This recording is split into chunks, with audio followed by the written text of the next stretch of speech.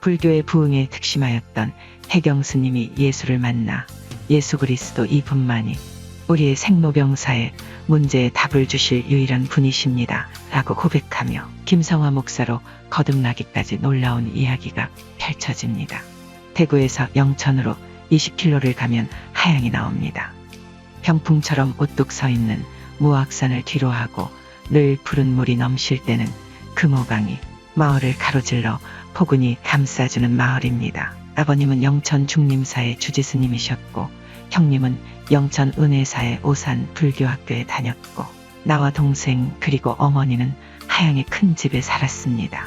나는 어렸을 적부터 독경 소리와 범종 소리를 들으며 자랐습니다. 달 밝은 밤이면 아버지와 스님들 그리고 가족들은 탑돌이를 하며 연부를 외고 합장하고 뒤를 쫓았습니다. 뜻도 의미도 몰랐지만 단란하고 평화로웠습니다. 그러나 우리 가정에 먹장구름이 몰려와 어머님은 막내 동생 출산 후 산후조리가 잘못돼 병이 드셨습니다. 대구 동산병원에 다니시면서 사랑채에는 한의사가 끊임없이 출입했고 이 와중에 가산만 탕진하시고 결국 돌아가셨습니다. 해방 후 토지개혁 실시로 가세는 완전히 기울었습니다. 설상가상 아버지마저 점심 식사 중에 피를 토하고 유언도 없이 돌아가셔서 나는 정신을 차릴 수조차 없었습니다. 고아가 된 나와 동생은 아버님의 친분이 있던 삼위승 예비스님이 거두어 주셨습니다. 국민학교 3학년이 된 나도 절로 들어가 삼위승이 되었습니다. 하루 일과는 고되고 혹독했습니다. 부모 형제가 그리울 때 남모르는 눈물도 수없이 흘렸습니다. 세상 공부를 좀 더 해야 한다는 스님의 배려로 대구로 나와 고등국민학교에 입학하여 열심히 공부하였고 고입 검정고시에 합격하여 대구 상고를 마쳤습니다. 그리고 가까운 경북대 수학과에 진학하여 아르바이트를 전전하며 어렵게 대학을 마친 나는 입대해 1965년 제대했습니다. 그 후 경북 울진의 상간오지에서 승려 생활을 하던 중 교사들이 기피하는 울진중학교 삼진분교에서 교사 자격이 있는 나를 주민이 간청해 타이로 교사 생활을 하게 되었습니다.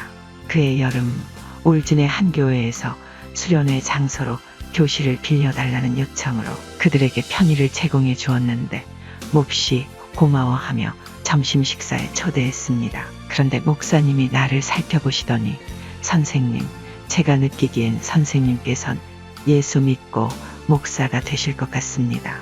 저는 선생님을 위해서 기도하겠습니다. 나는 목사님 헛수고 마십시오. 나는 뱃속에서부터 부처를 섬긴 중입니다. 라고 했더니 목사님은 개의치 않고 기도하겠습니다. 부하가 치민나는 목사님 나도 목사님이 머리 깎고 중이 되길 불공드리겠습니다. 어디 누가 이기나 함해 봅시다. 라고 쏘아 붙였습니다. 이제 생각해보면 그때부터가 하나님이 나를 향하신 역사의 시작이었나 봅니다. 그 당시 울진군 원남면 매화교회 권찬수 목사님이셨습니다. 세월이 흐르면서 나는 불교계에서 인정받는 승려가 되었고 대한불교 정토종 교육국장과 포교국장을 역임했습니다. 전 세계 불교 국가를 두루 다니며 신라와 고려의 흥왕기에 융성했던 불교가 다시 이 나라에 흥왕해야 이 나라가 번창할 것이라는 생각을 했습니다. 오늘날 불교가 기독교에 밀려서 쇠퇴하고 있는 것은 불교 승려들의 교육이 제대로 이루어지지 않은 이유란 생각에 불교대학 설립을 강력 추진했습니다. 나는 불교계의 유명 인사들의 도움을 받아 10억 원의 토지도 기증받고 일본 불교에서 10억 원 기부 약속도 받아냈습니다. 이런 중요한 시점에 교단 내부의 정치적 역학관계의 악화로 내가 교도소에 수감되어 대학 설립은 수포가 되고 거금시주를 약속하기로 했던 대기업 회장 역시 부도로 수감되고 말았으니 돌이켜보면 이 역시 불교의 포교를 막으신 하나님의 역사가 아닐까 생각이 듭니다. 교도소에서의 생활은 연불과 참선 불경 공부로 일관되었습니다. 도서관에 있는 화엄경, 법화경, 승엄경, 원각경 등을 빌려보았습니다. 도서 대출은 군 복무 중인 경비교도대원이 맡아보고 있는데 가끔씩 내가 대출 신청한 책은 없고 기도원 협회가 발간한 신약 성경을 가지고 왔습니다. 나는 그 회원에게 화를 내었지만 불경은 대출돼 없어 심심하실까봐 성경 가지고 왔으니 한번 읽어보시죠. 거짓말하지 마시오. 그 어려운 불경을 볼 사람이 없을 텐데 5권이나 신청했는데 한 권도 없이 다 대출되었단 말이오. 스님, 전 세계의 수억 인구가 믿는 기독교에도 진리는 있다고 생각합니다. 저는 내일 제대합니다. 스님을 위해 기도하겠습니다. 안녕히 계세요.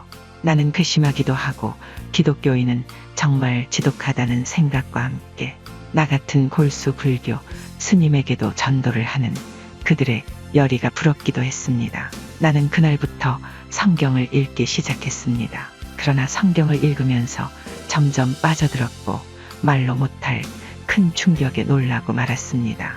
마치 고압전류에 감전된 듯 온몸이 뻣뻣해졌습니다. 성경에는 평소 그렇게 알고 자원했던 생로병사 문제가 너무나도 쉽게 그리고 분명하게 쓰여 있었습니다. 이럴 수가 있단 말인가. 나는 수없이 많은 감동과 나의 불교 신앙과의 갈등에 몸부림쳤습니다. 옛날 인도의 쿠시라성의 시다림이란 숲속에서 한 젊은 과부가 애통하며 울고 있었다. 외아들이 죽어서 너무나 처절하게 울고 있었다. 석가모니는 젊은 여인을 보고 울지 말라고 위로의 말을 하였으나 그 여인은 울음을 그치지 않고 석가모니에게 부처님이시여 내 외아들을 살려주십시오 라고 애원을 하는 것이다. 이해할 수 없어서 석가모니는 잠에어 일어나서 마을에 가서 한 번도 사람이 죽은 일이 없는 집의 쌀을 한 줌씩 얻어다가 죽을 끓여서 먹이면 너의 아들이 살아날 것이다 라고 하였다. 젊은 과부는 기뻐서 마을로 힘있게 걸어갔다. 그런데 저녁에 해는 뉘엿뉘엿 넘어가는데 그 젊은 과부는 빈손으로 힘없이 돌아왔다. 부처님이시여 하루 종일 다녀도 사람이 죽은 일이 없는 집이 없습니다. 한 톨의 쌀도 못 얻고 빈손으로 왔습니다. 자매여 생자필멸이라 사람이 나면 반드시 죽는 것. 인연 따라 일어나서 인연 따라 없어지는 것이니 너무 슬퍼할 것이 없느니라. 이와 같이 불교는 해결이나 변화보다는 순리적 사실에 순응하도록 가르치는 것입니다. 이것이 인간 석가모니의 한계입니다. 그러나 예수님의 처방은 전혀 달랐습니다.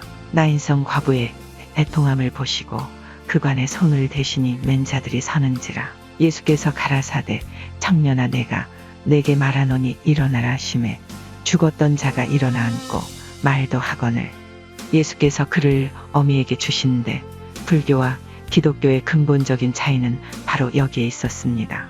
같은 과부 아들의 죽음 앞에 부처는 죽음 숙명이라 수용하는 인간 한계를, 예수는 생명을 얻는 기쁨을 맛보게 했습니다. 여기서 부활이요 생명이신 예수님에게 참 진리가 있는 것을 깨달았습니다. 부처님은 인간 생사화복의 문제만 제시할 뿐 해답을 주지 못했고 예수님은 인간 생사화복의 문제뿐 아니라 그 해답도 열어주셨습니다. 나는 이 진리를 깨달았지만 차마 개종의 길로 들어설 수는 없었습니다. 나는 불교 종단의 지도자 위치에 있었고 수십만 신도들과 승려들이 따르는 것을 생각할 때 그럴 수는 없었으며 차마 부모님까지도 배반하는 결단을 행할 수는 없었던 것입니다. 1984년 8월 20일 형기를 마치고 달성군에 있는 장수사에 몸을 의탁했습니다. 그러나 나는 그리스도의 복음을 접한 후라 번뇌와 고뇌에 몸부림쳤습니다. 한편 나의 불교 공부가 부족해 마음이 흔들리는 것이 아닌가. 여기저기 다니며 공부를 더 해야 한다는 생각이 들기도 하였습니다. 순천 송광사를 찾아가던 중에 교사 시절 동료였던 무신론자 은두기 선생을 찾아가 답답한 마음을 터놓고 얘기하였는데 해경스님, 송광사에 가도 그 번뇌는 사라지지 않지요. 기독교 복음은 한번 들어오면 좀처럼 버리기 어렵다던데 돌아서려거든 한 나이라도 젊어서 돌아서시오 라는 좋은 충고를 주었습니다. 나는 마음이 가벼워졌고 용단을 내려 개종키로 결심하였습니다. 내 인생 3분의 1을 달려가다 개종하기까지는 말 못할 아픔이 컸지만 이것은 나 자신의 양심의 해방이자 자유를 찾은 획기적 결심이었습니다. 1984년 9월 29일 수요예배에 처음 참석했습니다. 찬송가를 부르면서 하염없는 눈물을 흘렸습니다. 이제 진정한 평안과 영생이 있는 곳이라 느껴졌고 내 마음은 날아갈 듯 가벼웠습니다. 그동안의 삶을 참회하는 뜻으로 불교의 비진리성과 대종경의를 밝히는 극락의 불나비, 나는 예수를 이렇게 믿게 되었다 등의 책을 썼습니다. 내가 이 간증을 쓰는 것은 다른 진리를 전하지 못하고 거짓된 도를 전해왔기에 그것을 밝히려는 것이며, 이 글을 읽는 많은 사람들이 참 진리이신 예수께 돌아오게 하고픈 마음에서입니다. 예수 그리스도 이분만이 우리의 답을 주실 유일한 분이십니다. 주님 다시 오실 때까지 예수 그리스도만 바라보고 나아가는 삶 되시길 기도합니다. 사랑합니다. 감사합니다.